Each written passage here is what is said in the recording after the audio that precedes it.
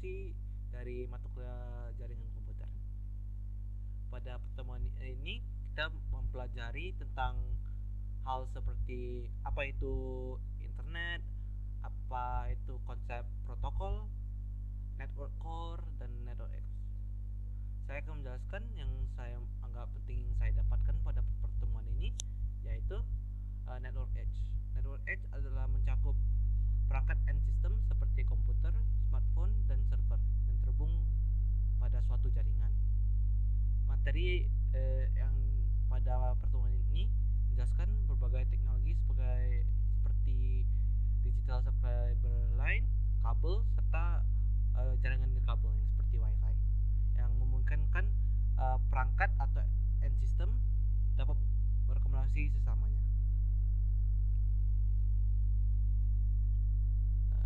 Lanjut pada pertemuan 2 ini pada melanjutkan materi yang dibahas dari pertemuan pertama. Saya akan menjelaskan tentang kinerja jaringan. Kinerja jaringan saya anggap sangat penting kita pelajari karena basis dari apa kita pelajari di selanjutnya. Kinerja jaringan adalah suatu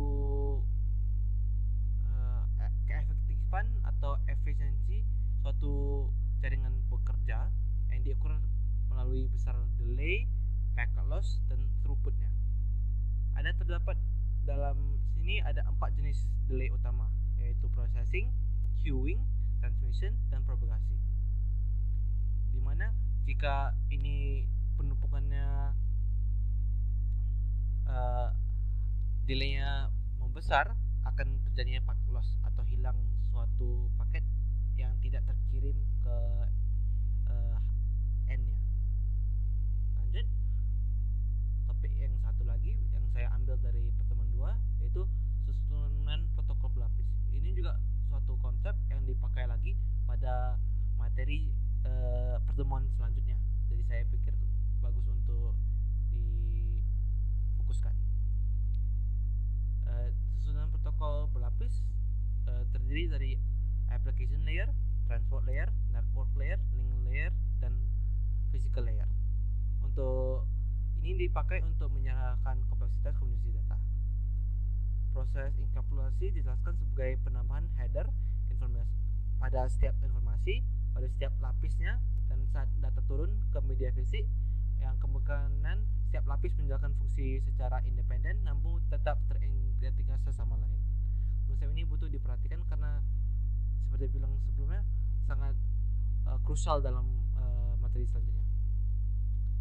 Yang nampak pada pertemuan 3 di mana kita mulai pada materi baru atau bab baru, bab 2 yaitu application layer.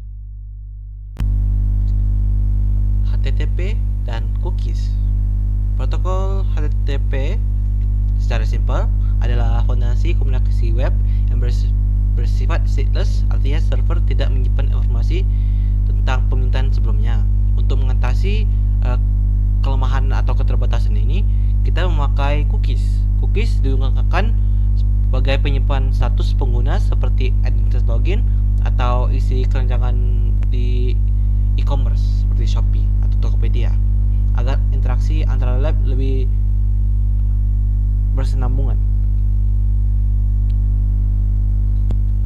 Jadi selanjutnya pada pertemuan 4 pada pertemuan 4 adalah suatu lanjutan dari application layer yang dimulaikan tadi pada pertemuan 3. Yang topik saya akan jelaskan pada pertemuan 4 adalah DNS atau Domain Name System. Domain Name System berfungsi sebagai basis data terdistribusi menerjemahkan nama domain yang dapat dibaca manusia ke alamat IP mesin. Sistem ini bekerja secara hierarkis dari root DNS server, top level domain atau TLD, hingga iterative DNS server untuk memastikan setiap permintaan resolusi nama dapat diproses secara efisien di seluruh dunia. DNS sangat penting dalam jaringan komputer biar untuk kita bisa memakainya dan dapat berfungsi sehari-hari. Saya akan melanjutkan ke pertemuan 5. Pada pertemuan 5 adalah mulai dari materi baru, yaitu di bab 3, yaitu transport layer. Pada pertemuan kita belajar beberapa hal yang saya pikir paling penting dan paling relevan di dunia kita yang saya dapatkan, yaitu User Datagram Protocol atau UDP, yaitu suatu protokol transport sangat bare bones, tanpa frills, dan tidak menjamin penerimaan data. UDP juga tidak melakukan handshaking atau inisialisasi dalam perkoneksinya, dalam pengirimannya. Jadi ini membuatnya transport jauh lebih cepat. Ini bisa tidak ada batasnya pada UDP. Jadi aplikasi yang tidak peduli jika ada hilang sedikit atau dan butuh mengirim secepat mungkin, seperti streaming video,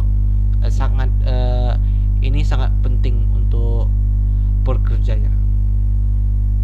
Lanjut pada pertemuan 6. Ini pada sebagian besar dari pertemuan 6 kami membahas tentang Reliable Data Transfer atau RDT, yaitu suatu konsep bagaimana membangun komunikasi yang terpercaya di atas saluran yang tidak andal atau tidak stabil. Mekanisme ini menggunakan teknik seperti checksum untuk kita pasti data yang kita terima betul-betul apa yang dikirim, dan nomor urut paket untuk mengulangi jika ada data berulang, dan timer jika kelamaan mereka datang, kita asumsikan tidak akan datang.